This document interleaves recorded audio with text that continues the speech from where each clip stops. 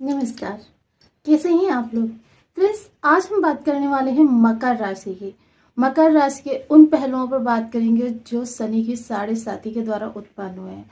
शनि की साढ़े साती से आप लोग काफी ज्यादा परेशान हुए, संघर्ष की स्थिति बनी रही, जीवन में सुख का अभाव रहा, निराशा व्याप्त हुई, आपके नेचर को एकदम इरिटेट कर दिया, आपका नेचर ऐसा झगड़ालू प्रवृत्ति का बना दिया। कुछ संघर्षशील स्थितियां इतनी ज्यादा बनी कि आप हताश हो गए, परेशान हो गए। तो अब कुछ परिस्थितियां परिवर्तित हुई हैं। उन परिवर्तित परिस्थितियों के साथ आने वाले 10 महीने, जो अंतिम 10 माह बचे हुए हैं साढ़े साती के, वो किस तरीके से आपके लिए जाने वाले हैं, इन विषयों पर पूर्णतः इस वीडियो में हम चर्चा करने वाले हैं। तो बनी रहिए हमारे साथ इस वीडियो में, वीडियो एंड तक देखिएगा। बहुत कुछ जानने के लिए मिलेगा जो आपके ऊपर 100% सही निकलने वाला है, 100% सटीक। बहुत ज्ञानवर्धक वीडियो होने वाला है। काफी कुछ ज्योतिष की गुड़ा गणित इस वीडियो में आपको जानने के लिए मिलेंगे। तो नमस्कार दोस्तों, मैं हूं स्वाति। और अगर आपके लग्न में 10 नंबर बना हुआ है तो ये राशिफल आपके लिए। अगर कुंडली में कहीं भी चंद्रमा के साथ 10 नंबर बना हुआ है तो ये राशिफल आपके लिए। कुंडली ना होने की स्थिति में आप इसे नाम राशि से भी देख सकते हैं। तो चलिए प्रारंभ करते हैं। देखिए, सबसे पहले तो मैं बता दूं कि बहुत से लोग कमेंट करते रहते हैं कि ये किस तरीके से देखा जाए। तो आपको अपनी लग्न और राशि दोनों से इसे देखना चाहिए। दोनों से अच्छा तो आपके लिए स्थितियां सर्वोच्च होने वाली हैं। सामान्य से आप ऊपर का जीवन जीने वाले हैं। अगर एक से अच्छा एक से खराब, तो यानी कि आपके लिए स्थितियां सामान्य रहेंगी। 50-50 का रेशियो रहेगा। अगर दोनों से खराब, तो आप ये समझ लीजिए कि आपके लिए संघर्ष की स्थिति बनी हुई है और आपके लिए अभी कष्ट और झेलने बाकी है।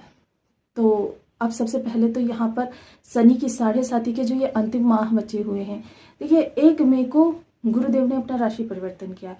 अब साढ़े साती के जो पहले के वर्ष निकले हैं, उन वर्षों में आपके लिए स्थितियां किस तरीके की रही।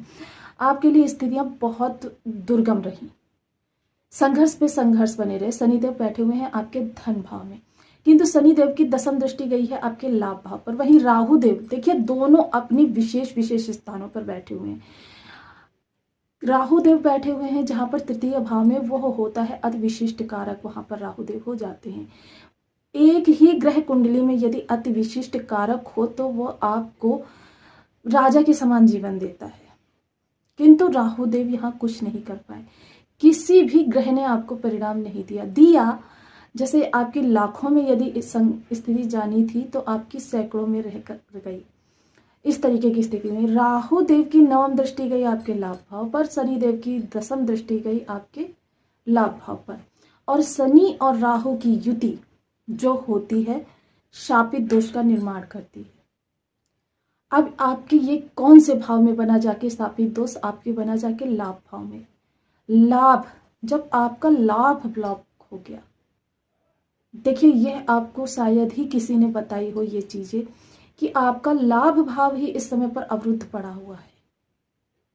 आपको लाभ भाव ही जब अवरुद्ध पड़ा हुआ है, शापित पड़ा हुआ है, तो आप कितना भी परिश्रम कर लें, कितना भी प्रयास कर लें, आपको स्थितियों से निजात नहीं मिलने वाली। आपके जीवन में कष्ट की स्थिति बनी रहने वाली है। तो इन कष्ट की स्थितियों से उबरने के लिए इस समय पर आपके लिए महापरिवर्तन हो चुका है गुरुदेव का। तो वो किस तरीके से होगा, देखिए लाभ की जब स्थितियां आपकी बिगड़ी रही तो आपको न भाग्य का लाभ मिला, ना आपको कर्म का लाभ मिला। आपने प्रयास पे प्रयास किए, कुछ लोगों की लगी लगाई नौकरी भी छूट गई, जॉब में अनस्टेबिलिटी रही, कोई भी स्थिति रही, लेकिन आपको लाभ नहीं मिला, पारिवारिक सुख नहीं मिला, दाम्पत्य सुख नहीं मिला, धन सुख नहीं मिला, संतान सुख नहीं मिला। स्थितियां कैसी भी हो, आपके लिए उत्तम नहीं बनी रही। संघर्ष आपके जीवन में बने रहे और संघर्ष के बावजूद भी आपको परिणाम अच्छा नहीं मिला।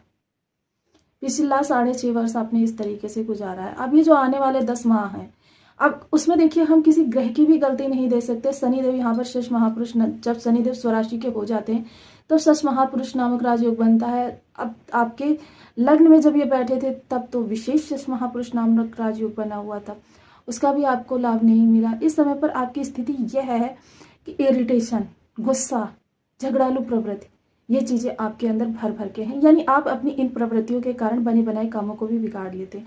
आपकी वाणी इतनी ज़्यादा नियंत्रित हो जाती है, जिस जगह पे उसे अच्छा बोलना चाहिए वहाँ पे अनायास ही उसके मुख से कुछ ऐसी बातें निकल जाती हैं जो कि नहीं वहाँ पे होनी चाहिए। परिणाम स्वरूप आपके बने बनाए काम बिगड़ जाते हैं। देखिए, एक चीज़ आप इस चीज़ का विशेष ध्यान रखिए कि वाणी के द्वारा ही हमारे 99% पे गए हुए काम बिल्कुल 0 पे आ जाते हैं, और 0 पर जो काम होता है वो 100 हो जाता है। ये वाणी का ही हमारी प्रभाव होता है। वाणी एक बहुत अहम रोल अदा करती है हमारे जीवन को आगे बढ़ाने में या नीचे ले जाने में। फर्श से अर्श, अर्श से फर्श, दोनों ही स्थितियों में वाणी महत्वपूर्ण भूमिका निभाती है। कुटुंबियों से आपके रिलेशन खराब हुए, देखिए अब तो कुछ स्थितियां आपकी अच्छी देखने में आ रही हैं। 10% आपको लाभ मिल रहा है कि आपको, क्योंकि क्या हुआ कि जो अंतिम वर्ष होता है शनिदेव देने का कार्य करते हैं, किंतु आपको ये दे ही नहीं पाए क्योंकि लाभ भाव आपका अवरुद्ध था, आपको लाभ मिलना ही नहीं है किसी चीज का। तो फिर कितना भी ग्रह अपना राजयोग निर्माण करे, कितना भी कुछ भी हो, आपको प्रभाव नहीं मिला। अब यहाँ पर गुरुदेव के राशि परिवर्तन के साथ देखिए, ये आपके पंचम हाउस में गए हैं। पंचम हाउस में शुक्रदेव की राशि बनी हुई है और यहाँ पर ये कृतिका नक्षत्र में है। अब यहाँ पर बैठकर ये क्रमशः सूर्य, चंद्र और मंगल के नक्षत्रों का भोग करेंगे। तीनों ही इनके परम मित्र हैं। और जैसा कि हम सभी लोग जानते हैं कि शनिदेव भी पूर्व भाद्रपद नक्षत्र में गोचर कर रहे हैं। शनिदेव गुरुदेव के नक्षत्र में, यानी और सूर्य, चंद्र, मंगल गुरुदेव के परम मित्र हैं। अब ऐसी स्थिति में वही शुक्र के साथ इनकी शत्रुता तो है, किंतु शुक्र के घर में ये ज्यादा विशेष अनकंफर्टेबल नहीं होते हैं, अच्छे ही होते हैं, क्योंकि ज्ञान के कारक हैं दोनों और ज्ञानी व्यक्ति किसी दूसरे को नुकसान नहीं पहुंचाना चाहता। तो इन स्थितियों में गुरुदेव अपना कार्य जो है सुचारू रूप से करेंगे। अब गुरुदेव की पंचम दृष्टि जाएगी अपने कारक भाव पर, यानी कि आपके नवम भाव पर। आप स्क्रीन पर चार्ट लगा हुआ देख सकते हैं, पंचम दृष्टि इनकी नवम भाव पर जा रही है। नवम भाव का कारकत्व होता है गुरु के पास। जब गुरु के पास नवम भाव का कारकत्व होता है तो अपने कारकत्व को गुरु अब बलि करेंगे, यानी कि आपको भाग्य का साथ मिलेगा। भाग्य का साथ भी कैसे मिलेगा, ऐसे ही नहीं मिलेगा, आगे भी देखिए। सप्तम दृष्टि गुरु की जाएगी आपके एकादश भाव पर। एकादश भाव पर जब आपके लाभ भाव पर गुरु की दृष्टि जाएगी, जो ये सापित दोष बना हुआ है राहु शनि दृष्टि प्रभाव, यह सापित दोष आपका समाप्त करेंगे गुरुदेव यहाँ पर दृष्टि डालकर। इन गुरु की दृष्टि का होना ही, केंद्र त्रिकोण में गुरु का होना ही एक राजयोग का निर्माण कर देता है, और इस राजयोग के बल पे गुरु आपका सापित दृष्टि प्रभाव खत्म करेंगे। तो अब आपके लिए स्थितियां, यानी आपको लाभ मिलना प्रारंभ होगा। गोचर में जो भी स्थितियां बनेंगी आपको पूर्णतया लाभ मिलेगा। देखिए, कोई भी ज्योतिषी आपसे छिपाता है कुछ चीजें। देखिए, हर ज्योतिषी का एक मकसद होता है कि आपको जो है सही दिशा की ओर लेकर जाएं। तो सही दिशा तो बता देते हैं हम लोग, लेकिन आपकी वो दिशाएं हम छिपा ले जाते हैं जो दिशाएं आपको गलत रास्ते की ओर लेकर जा सकती हैं, जो आपको डिमोटिवेट कर सकती हैं। आपको प्रयास, जैसे अगर लाभ भाव का किसी भी ज्योतिषी ने आपको बता दिया होता तो आप प्रयास करते ही नहीं।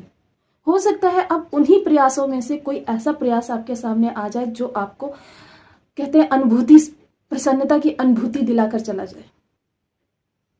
सोने पे सुहागा वाली स्थिति, वहीं आप आपके लग्न को प्रभावित करेंगे गुरुदेव अपने नवम दृष्टि के द्वारा। जब आपकी लग्न प्रभावित होगी गुरुदेव की दृष्टि से, तो समझ लीजिए इस समय जो आपने 6-7 वर्षों का समय बहुत इरिटेशन में, बहुत गुस्से में, बहुत चिड़चिड़ेपन में, तनाव में, अवसाद में, डिप्रेशन में बिताया है, उस समय की भरपाई होगी इस 1 वर्ष में। आप बहुत प्रसन्नचित रहेंगे, ज्ञान से भरे हुए रहेंगे, चिंतन मनन करने वाले व्यक्ति होंगे, आध्यात्मिक व्यक्ति होंगे, आध्यात्म की ओर मोड़ने का कार्य करेंगे गुरुदेव, क्योंकि गुरु की एक दृष्टि नवम भाव पर है और एक दृष्टि आपकी लग्न पर है। तो इस समय आध्यात्म से जुड़े हुए व्यक्ति होंगे। अब यहाँ पर देखिए, जब गुरु इतना सब कुछ आपके लिए कर रहे हैं, वहीं इन्होंने राहु के साथ तृतीय एकादश का संबंध बनाया हुआ है और शनिदेव को अपनी नक्षत्र में ले रखा है। अब गुरु इतने सारे भावों को, इसीलिए मैंने आपको कहा था कि गुरुदेव ने पूरी कुंडली को अपने प्रभाव में कर रखा है, आपके लिए बहुत सुखद स्थितियों का निर्माण कर रहे हैं। अब गुरु से अत्यधिक लाभ लेना है। देखिए, एक चीज मैं आपको क्लियर कर दूं, यदि गुरु ही हमारी कुंडली में बली हो तो हमें कोई भी ग्रह इतना हार्म नहीं कर सकता, इतना कष्ट नहीं दे सकता है। तो यहाँ पर अब यकीन मानिए, यदि आपके जीवन में संघर्ष ज्यादा बढ़े हुए हैं तो समझ लीजिए आपके गुरु विषम परिस्थितियों में हैं। आपको उपायों की सख्त आवश्यकता है। गुरु से कितना प्रभाव इस समय पर लेना है, सिर्फ गोचर में स्थितियां ही नहीं निर्मित करती, अपने ग्रहों को हमें एक्टिवेट भी करना पड़ता है। जब हम ग्रहों को एक्टिवेट करते हैं उनके हमें लाभ मिलते हैं। कितने लाभ मिलते हैं ये आप पर डिपेंड करता है कि आप अपने गुरु को कितना बलि कर देते हैं।